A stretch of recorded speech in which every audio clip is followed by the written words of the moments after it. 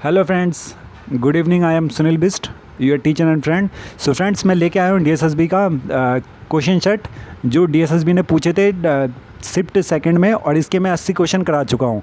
ये है पार्ट 5, ठीक है।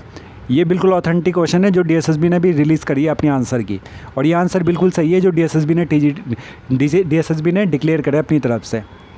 देखते हैं क्वेश्चन क्या है। क्वेश्चन नंबर 81 है ये, और सेक्शन 5 है।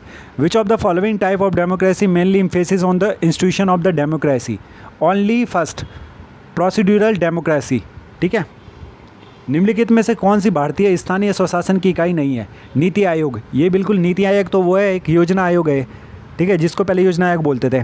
पंचायती राज संस्थान, नगर निगम और नगर पालिका परिषदें, ये स्थानीय स्वशासन की इकाई है। नेपाल में पंचायत लोकतंत्र की राजनीतिक प्रणाली की शुरुआत के लिए किसने अभियान चलाया था? राजा महेंद्र ने, ठीक है। 2014 में यहाँ पे क्या बना है, यहाँ पे इन्होंने अपना पार्लियामेंट, अपनी वो बनाया है, क्या बोलते हैं उसको, कॉन्स्टिट्यूशन। नेपाल की कैपिटल है काठमांडू। निम्नलिखित में से कौन सा युग्म सही है? इसका पहला और दूसरा वाला। 341 जो आर्टिकल है वो किससे संबंधित है? अनुसूचित जातियाँ से, ठीक है, ठीक है, शेड्यूल कास्ट से। और 342A सामाजिक और शैक्षिक दृष्टि से पिछड़े वर्ग के लिए। भारतीय संविधान के भाग, ये कितना लिखा है, भाग 21 में निम्नलिखित में से किस राज्य का उल्लेख नहीं है? पंजाब का उल्लेख नहीं है, ठीक है। निम्नलिखित संविधान का निम्नलिखित में से कौन सा भाग संविधान में संशोधन से संबंधित है? तो भाग 20, ठीक है।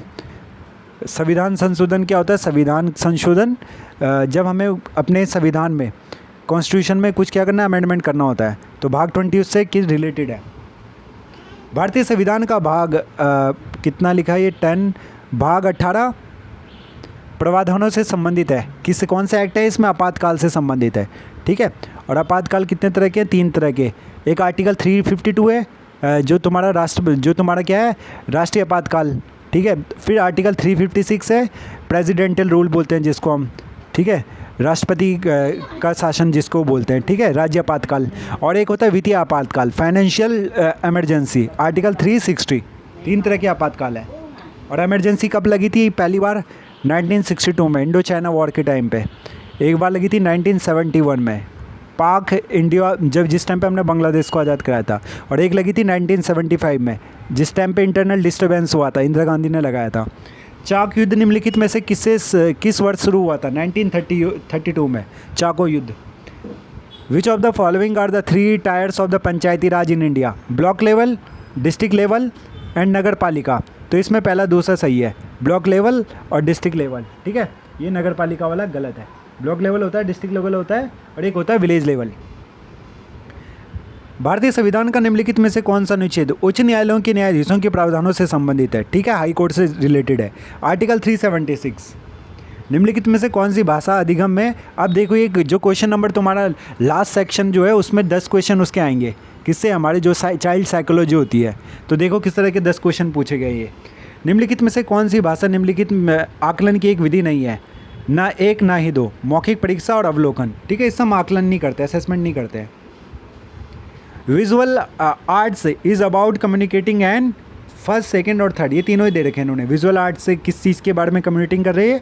आइडिया के बारे में, विचार, कॉन्सेप्ट जो हमारी संकल्पना है, इमोशन जो हमारा भाव है, इमोशन को कहते हैं संवेग। बहिर्मुखी और अंतर्मुखी की सामान्य विशेषताओं के बारे में निम्नलिखित में से कौन सा संयोजन सही नहीं है? तो ये वाला गलत है, वस्तुनिष्ठ आंकड़ों द्वारा नियंत्रित अंतर्मुखी। आप इनको पॉज करके वीडियो को देख सकते हैं आराम से। निम्नलिखित में से कौन से भारत की बहुभाषा के प्रमाण नहीं है? ना एक और ना तो एक और ना ही 2 और ना ही 3, कोई भी नहीं है इसमें, ठीक है, बहुभाषा के प्रमाण में नहीं है। फिल्म, रेडियो और स्कूल दिए थे इनमें। निम्नलिखित में से कौन से एक प्रभावी कक्षा प्रबंधन के पहलू है? ठीक है, तो इसमें तीनों ही की तीनों प्रभावी, ठीक है, इफेक्टिव क्लासरूम के बारे में बता रखा है। कक्षा में अंतर्क्रिया करना, मतलब इंटरेक्शन करना। अधिगम के लिए अनुकूल वातावरण का निर्माण करना। अधिगम होता है लर्निंग के लिए, अनुकूल वातावरण का निर्माण करना। और स्वस्थ अंतर्वैयक्तिक संबंध बनाए रखना। क्वेश्चन नंबर 6 है, which of the following are the general feature of a learner centred social science classes?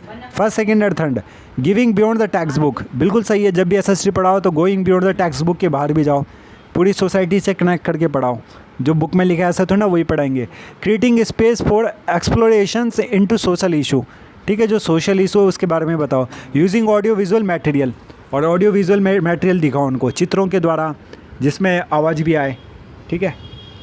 Because